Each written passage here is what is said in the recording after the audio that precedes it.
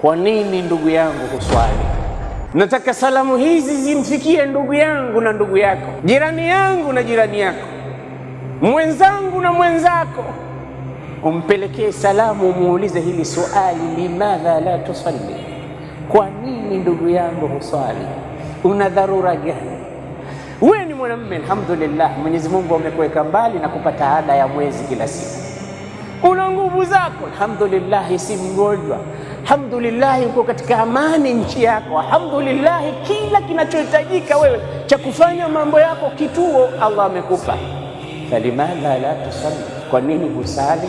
Sikioni kwa ndugu yako, jirani yako, muulize polepole kwa hekima, limadha la tusalli, kwa nini huswali?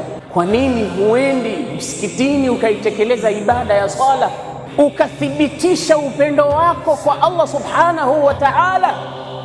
Kwa sababu kuitikia amri ya mpendwa ni moja katika dalili na ishara kwamba unapenda.